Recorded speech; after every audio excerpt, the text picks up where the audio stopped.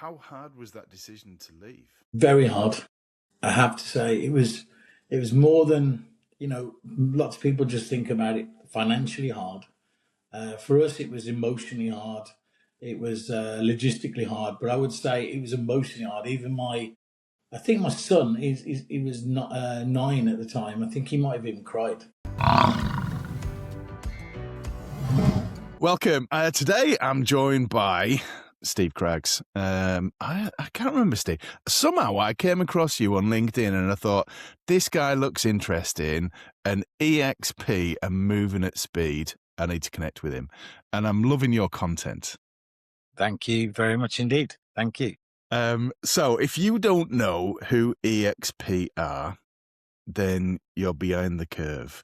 Steve worked for, or was part of, Remax UK. And we had a chat yesterday and I was asking him about when he left and he was like, do you know, it was a real big decision. So Steve, let's just backtrack a little bit to where you were beforehand. Why Remax? How did you get involved in that?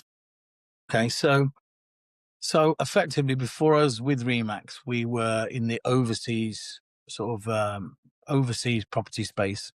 I'd lived in Portugal, and Portugal's probably the most prominent Remax country, with about 10,000 Remax agents, number one in Portugal. And I was living there, and you could not see Remax on every street corner, with that many agents in just 11 million population. So just explain for anyone who doesn't know, what is Remax and why is it significant? Yeah, so Remax is a franchise brand. They have around about 140,000 agents in about 115 countries. Been around 53 years. Fairly well established. Well, very well established.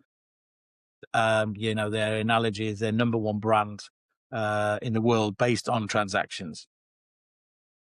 Massively prominent in lots of different countries. Portugal being one of them, and they have offices. So their model is franchise with offices, with agents and brokers within offices. You have a master franchise owner who owns the country rights, and then you have broker owners who own each of the offices, and then you have agents. That's how the model works. Okay. And so then you were in Portugal, and then what happened? So we were working with some developers, as we'd already been working with for years, and even into the 2000s, we would work with overseas developers. And our route to market was actually to be like the master agent to the developer. And the route to market wasn't necessarily B2C. It was about B2B. So our route to market was actually speaking to other agents and asking them to actually showcase and to sell our developments. So we set up a team of guys across Europe when I started to understand how big Europe was, because I really didn't understand the real estate space in Europe, and didn't realize there's probably 100,000 agents across Europe. And Remax had 30,000 of them. And I'm like, okay, this is interesting. So we started to set up sort of 5 regional directors in different countries with different language skills across Europe. And then we had an office in the UK also as like account managers. And we literally just knocked on every single door of Remax and other brands, Keller Williams, Century 21, Caldwell Banker, IAD, etc., etc. We got to know, the market, and then you start to work with the upper echelon, let's say, of the brands. So you start working with the top brokers, top agents, then get introduced to the regional owners. And then once you got to that point, they then speaking to other regional owners. So you sort of work with regional owners, which are the pathway into their countries. So we were doing seminars, we were doing, showcasing our product. We were going to various conferences with the different brands.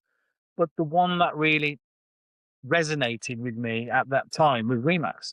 And so we were going to all of the different conferences, local conferences, national conferences, and European and international conferences. And we were going with a visitor badge.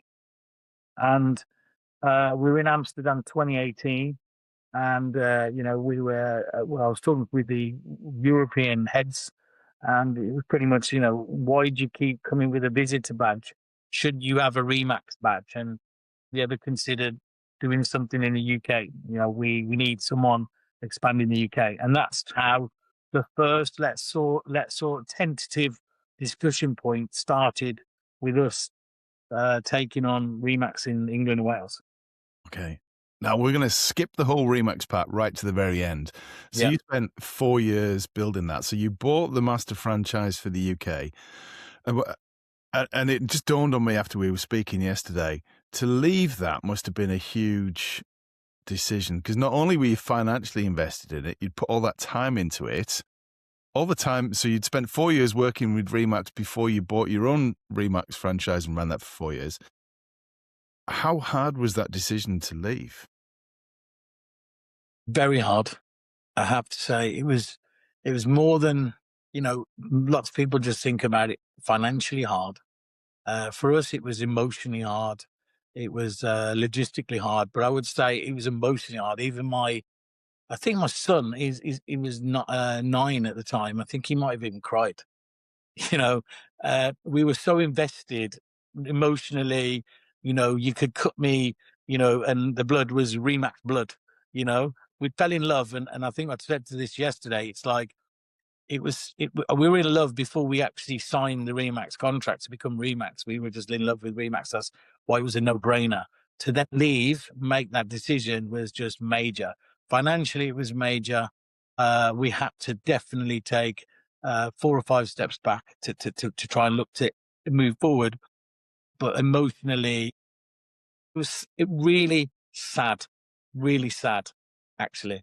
Yeah. And it was your identity, I guess, as well. And for most people, it is whatever we do, and that's why redundancy hits hard for people. Because when we introduce ourselves, hi, I'm Jamie from Circle Networks. Hi, I'm Steve from now EXP. But it's your identity, isn't it? Yeah, it becomes a way of life. Like you say, it becomes the extended part of you. Remax is one of those brands that really is bullish about the brand, and it's plastered over every car and all of the different, the marketing and branding and all of that. It's all about that, and that's why I used to have almost weekly someone send me a picture from where they were on holiday saying, "Oh, I've just come past one of your offices." I'm like, "Well, not quite my office, but yeah, it's in our brand."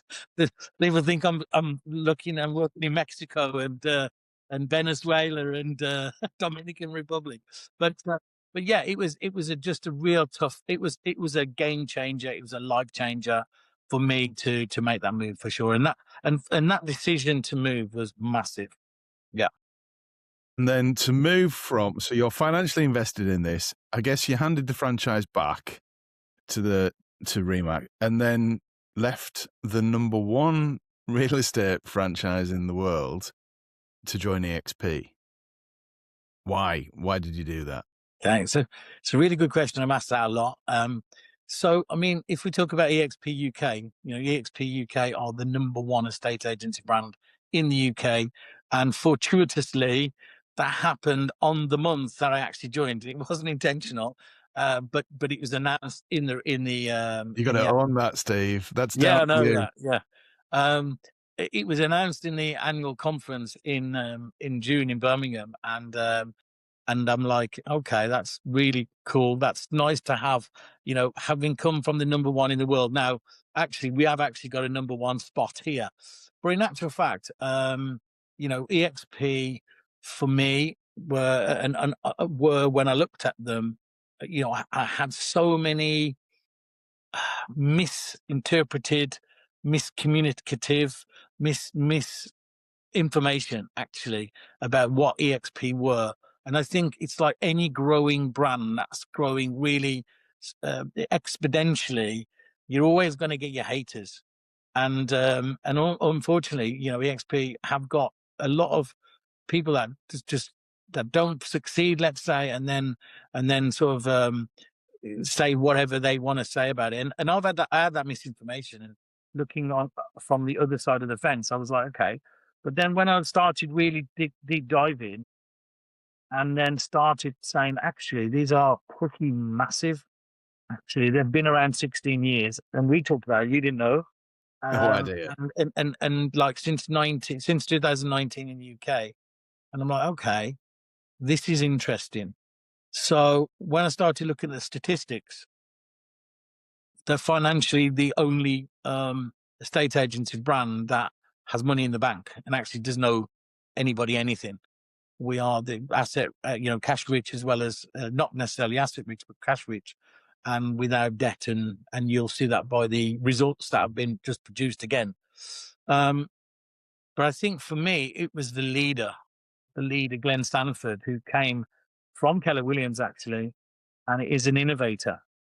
And I just thought, well, this looks really cool. So, we'll probably get into the detail a little bit more in a bit, but I just thought, my analogy was this: I've worked so hard in Remax, to bring Remax to England and Wales, where we had nothing, actually work from scratch. To then, it was almost like, do I start at the bottom of another mountain with my hard hat, my pickaxe, and my hiking shoes, and look up and try to get to the top, and I may or I may not do, or do I get on a surfboard, stick on my budgie smugglers, and ride on the surf that's already there? Hashtag, if you can't beat, then join them. Yes. So that was it. I think when I was exploring all my opportunities, I spoke to Adam Day, and we spent, I knew Adam of Adam, and we never spoke. We'd exchanged a couple of messages over LinkedIn over the years. But when I spoke to him, I thought, you know what? I think I can get on with this guy. Because it's really hard coming from being a boss to not being a boss. And I thought, yeah, I can get on with this guy. So when we first connected, and my experience of EXP, we had when me and my now fiance moved in together, she had a property and she kept that and she let it out. And then 2025, she decided she was going to sell it. So I asked a friend of mine to recommend an estate agent, and he recommended someone called Michelle Killeran, and she's an EXP agent. And never heard of EXP. We bought into Michelle. Yeah. Into Michelle, and she did an outstanding job. And it wasn't the listing of the property on Rightmove that sold it.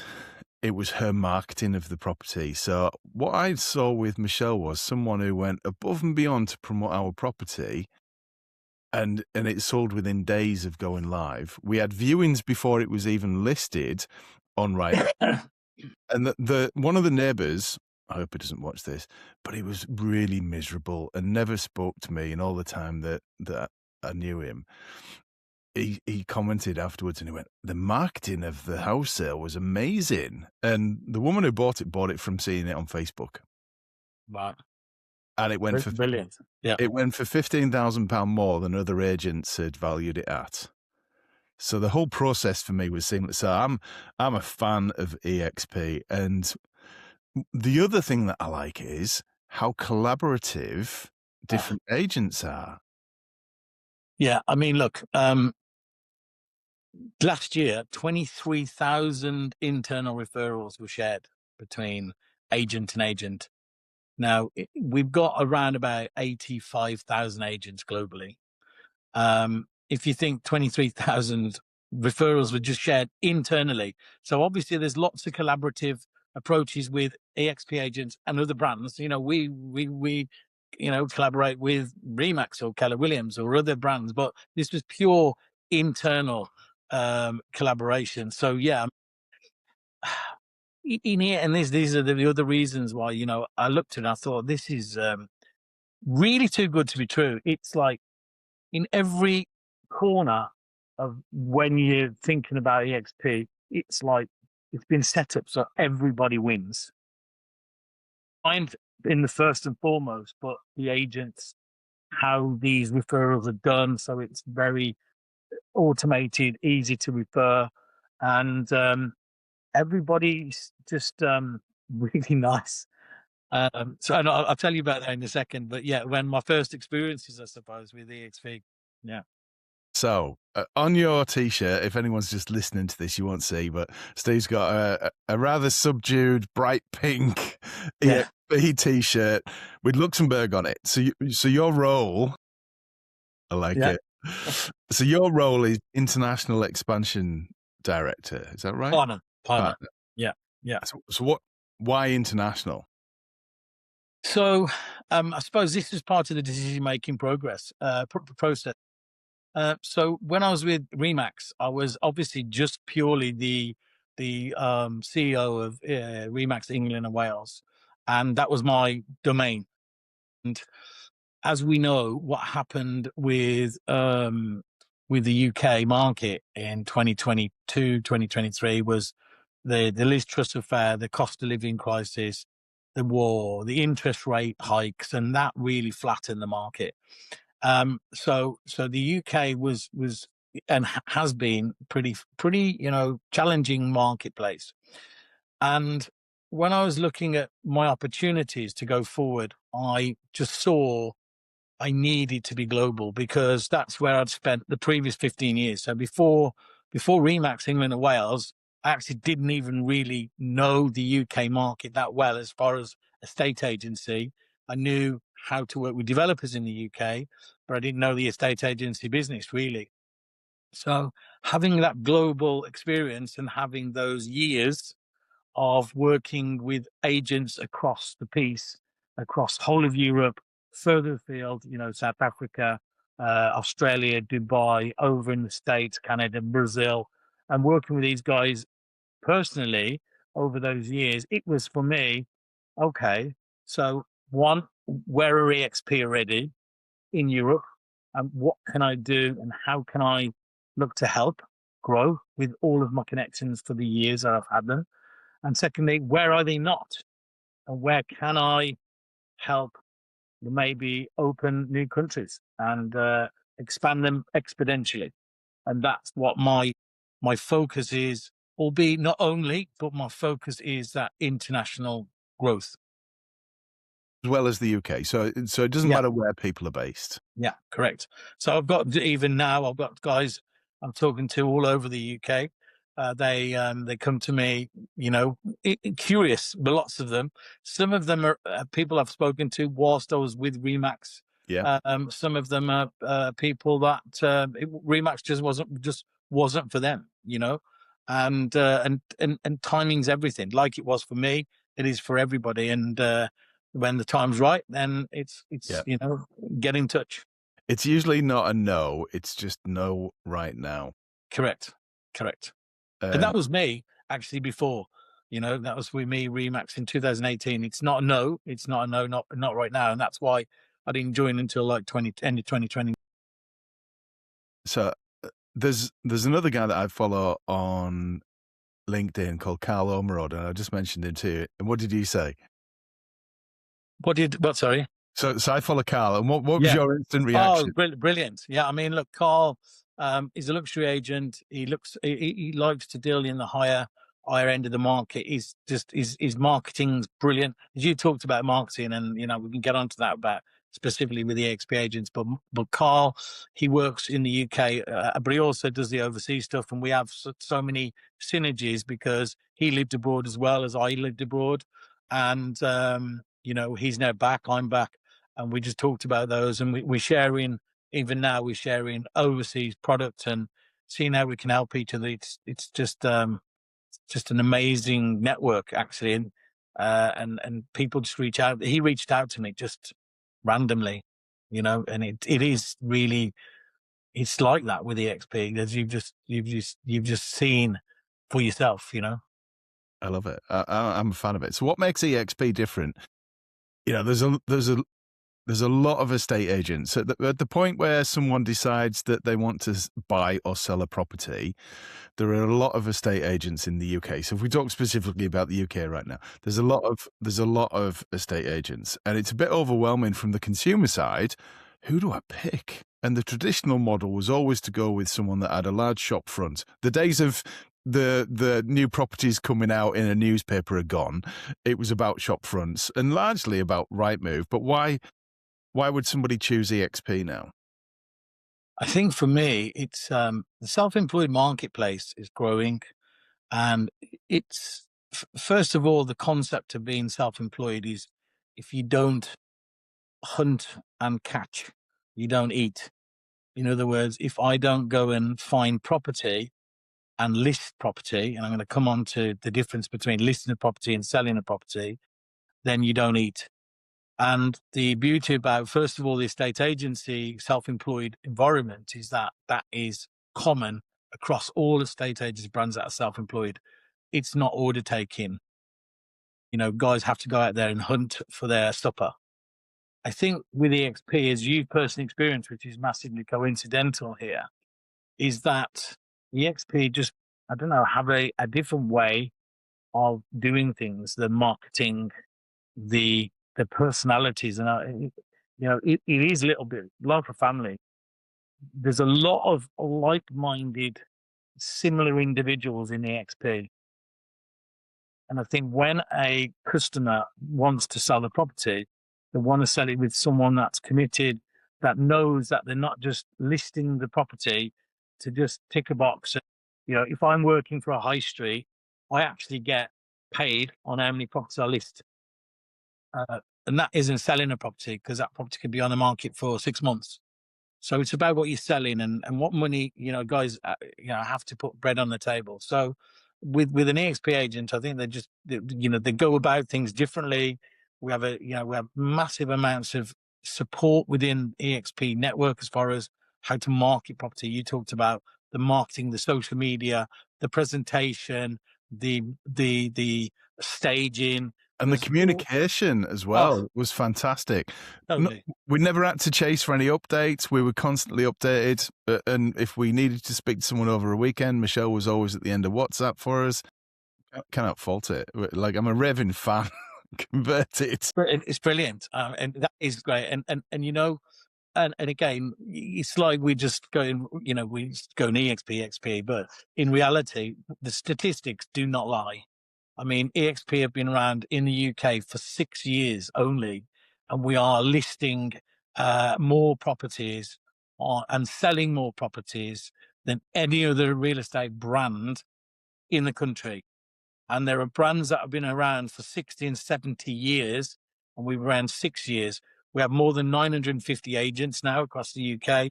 And that's not an accident, that's because of the culture, because of the people that are brought in, how they're brought in, the support, and the fact that everybody's here to help. Other professional and successful agents are helping Yeah. other agents to succeed, and that good stuff continues to aggregate, and it's infectious. I see it. So we run in-person networking events and online networking events, and we're across the UK. Michelle lives in Sandbach, where I live, and people have met her, seen what she does, sharing all her social media, which is amplifying her reach and her brand. Then people are coming from other areas that know her and going, so I know you're not close to me, like it could be 100, 200 miles away. Can you help me or my friend to sell this property? So she's building that reputation and then introducing people in other areas as well. Yeah. And you just wouldn't see that in a normal business. It's the model, the way it was set up with by Glenn Stanford. And you'll see lots. He's written books. He's a massive AI fan. He's got 2 AI companies he's actually bought, and they're part of the network. He builds his own websites himself. Actually, he's just a massive innovator, and this is what I loved about it. And I classed him as he's like Moses. He's parting the waves for the agents. And part of that parting the waves was when he started looking at the model to start with and started saying, okay, I'm at Keller Williams. What's great about it? And all these things are great. What are things that could be different and better? And what he decided to do is create that cloud-based estate agency brand, and therefore cut out all the costs of bricks and mortar. And therefore, you can have bricks and mortar, and lots of agents have still got offices and so forth. But the fact that there's that much more profitability, what he decided to do with that was then to encourage agents to effectively attract other agents into the business with that extra profitability and pay them to do so. So therefore, it's so much easier to then share. And the problem with estate agency and lots of different sales brands is there's not enough sharing and referrals and all of these things. And the 23,000 of last year just shows why sharing and this model is so important. And this goes for, when I'm introducing an agent from, as you've said, from Sandbach down to Kent, you have an option of so many agents you can choose from, and you can look down, you can speak to them and get akin to them, and straight away, my client is going to be in safe hands. And this is what it's all about. I do get that impression. So I know, apart from you, I know 3 agents local to me, and they are just nice people. Yeah. They just want to help. And it's the culture of EXP. You've done an amazing job. Right, let's jump now. The luxury part of it. So you've got a traditional estate agency model, but you mentioned luxury before. Tell us a bit about that. So with any estate agency and good estate agency, you've got to have those different, let's call it layers, different divisions, layers, whatever you want to call them. So EXP obviously have sales, but EXP also have lettings, and EXP have commercial, which we just launched in September last year. No, actually, sorry, December last year. And we have luxury. So the luxury end of EXP is quite special, actually. We have our own website that we're able to upload and put out all of our listings on. We have phenomenally different types of marketing. Just everything's put another level, as you've seen with Carl. The videos are what draw me in. Yeah. They're unbelievable. I mean, I'm curious as well, because you don't get to look inside multi-million pound properties every day either, do you? So the beauty about luxury within EXP is the collaboration. Is that if you're selling a 1.5 million pound property, or you're selling a 5 million pound property, there's a possibility either someone's possibly going to buy that from out of area or even out of country. So the ability to be able to showcase that globally, which all of our listings get showcased globally anyway on our global website. But, clients aren't necessarily going to go and buy in XYZ, a £180,000 semi-detached in the middle of some city from Canada. But they might be looking at somewhere like where Carl is on the Lytham St Anne's golf course, a beautiful mansion, and they might come from America and say, actually, I want to live in the UK, or I love Lytham St Anne's, or whatever it might be. It might be on the side of Loch Lomond, it might be on the Sandbanks coast, so yeah. I love it. And I see as well, in traditional jobs, people don't connect with, in theory, their competition on LinkedIn. But I'm connected to Michelle, I'm connected to Jason Simmons and Rena, and I see that they're all connected to hundreds of other agents as well within EXP. So that collaboration just spreads and spreads. Yeah. I mean, look, we are sharers. We are, we love to share. If it's right to do, then it's right to do, because you just can't provide the service sometimes when you're at the other end of the country. So whether we are, internally referring into our 900 odd agents in the UK or globally, then we are sharing with other brands, if they will play nicely. That's it, So what does the future hold then? You're the international expansion partner. What does the future hold? So for me, I mean, I'm focused on a few things. Okay. So obviously we opened Luxembourg, as you see. We opened Luxembourg in December 2025. And we've actually just got the license with that in just recently in the last couple of weeks. So growth in Luxembourg is massive. Obviously, you've got country leaders there. So it's not a franchise business. It's a brokerage business. The people in Luxembourg who will look after Luxembourg are employed by EXP US and effectively are paid to run that country like an employed role. So my assistance to the EXP Luxembourg is absolutely focused on making sure they have a great start. EXP Romania, I was also influential in opening that with the guys from there in also December, and they've already got a good start. I think we've already got over 20 odd agents in a month or 6 weeks odd in Romania. Also in UK commercial. So Rob Jones, who's based up in Ellesmere Port, actually, he's growing the commercial division that I've also been heavily involved in, and brought Rob in. My sort of personal sort of this year's focus is I'd love to open another country, but I think we opened 8 countries last year, EXP. And this year we'll open less. We want to grow the countries that we're currently in and that have opened recently. So I'd like to open another country and be assistance to that. But growing the existing businesses, existing countries is really at the forefront.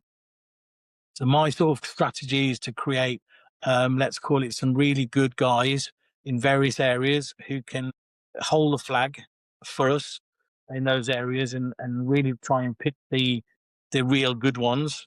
That's within other countries. Bring in brokerages that are from other brands, of course, and show them the light so they can see the light. And in the UK, and I have to say that this is probably not known so well, is that EXP do run teams. So it's like having a brokerage in a brokerage. And these teams are either with an office or without an office. You don't have to have an office. But within teams, it's so much easier as a new self-employed agent. So let's say you're on the high street today and you're just finishing on the high street, and then you go into a different office in a different team. It's so much easier than going solo.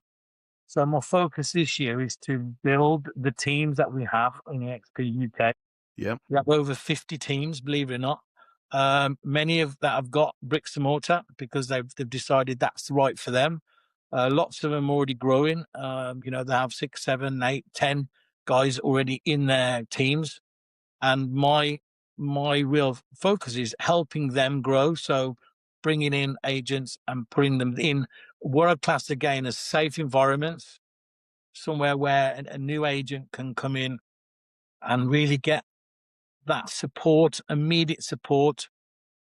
Going from working, let's say I'm working in High Street, I've worked there for 10 years, and this is a little bit like me, working somewhere for so long, and then you decide to take the plunge and you decide, right, okay, I'm going to go self-employed.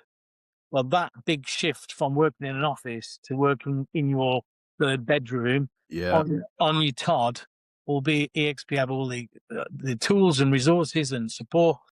It's a lot harder than being able to say, actually, I'm going from this office, I'm going to join this office up the road, and there's already a team in place, and they're going to show me the way because they've been through the pain. So they are actually, let's say, they are smoothing out the runway for you to have a really easy landing and then a new retake off, let's say.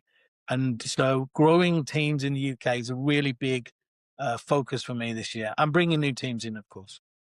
You mentioned something to me before we started recording. What percentage of people are currently self-employed in the UK in this industry? So there's about 10% of self-employed agents now. We're growing quite quickly. So the self-employed arena is definitely growing. And if you look at the world and Europe, there's only a couple of other countries that are similar to us. Holland's similar to us, and a couple of other countries. Most countries are 90% self-employed and 10% employed. So we have 90% of the UK that are employed within, high street brands, big corporates or independents. And that's these guys are always looking over the fence, and it's about, what they're going to look at and how they're going to make that transition. And that's the difficult part. I've loved seeing, so Michelle's 12 months into our community, and she went from, I wouldn't say she was quiet, but now she's almost overwhelmed with business over the last 12 months, and seeing her grow in confidence over the last 12 months as well. She's been in the industry a long time, but like you said, taking that leap, leaving the office and the security that comes with that to go self-employed is a huge thing. And it just feels like you guys have got an amazing infrastructure in place to support people on that journey. And that's what it is. It's support, isn't it? It's being honest.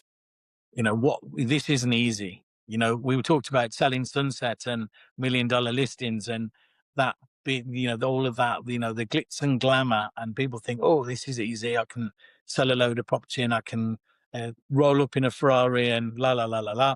It's not so easy. It's hard, and it's really hard when you're getting going at the start of that time. But as you've seen by Michelle, you do the right job. It is infectious, and clients will be, happy clients, will refer you every single day. It's not just that though. It's the team that we found. So Michelle had the right people. So whether it was the people that did the photography or the videos or conveyancing, she recommended, and I was adamant, I want a good conveyancer, because I've had a good conveyancer in the past and I've dealt with bad ones. And she was very good. The conveyancer was brilliant that she recommended to us. So it's not just the agent that you're dealing with, it's their network. And I think that made a huge impact for us as well. I think that, now there are so many world-class suppliers, supply services like conveyancers or sales progressors or social media experts that are knocking EXP door to get in, to have that network of exposure.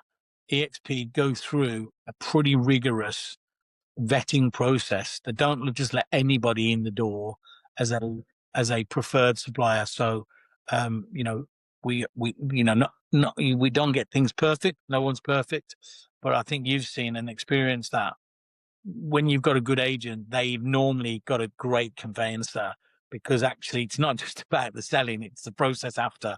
And that is where a lot of agents will get a 5-star rating at the start, but at the end they might get a 1-star because of the, and it's not their doing. Yeah. It's not it's the other seller or the buyer or something like that. Yeah. Right. I love this. I love what you're doing, Steve. If anyone's interested to find out more, do you have a link that you can share with me that I can drop in the notes? Yeah, I have a link. So if you're just curious, if you want to know more, if you're looking over the fence, if you're a team, then talk to me and we can talk some more. Thank you so much, Jamie. I really appreciate your time today. No, thank you. And definitely, I'd encourage people to connect with Steve on LinkedIn as well and follow what he's doing, jet setting around the world and helping people rediscover a passion that perhaps they might have lost. Thank you, Steve. Thank you, guys. Thank you.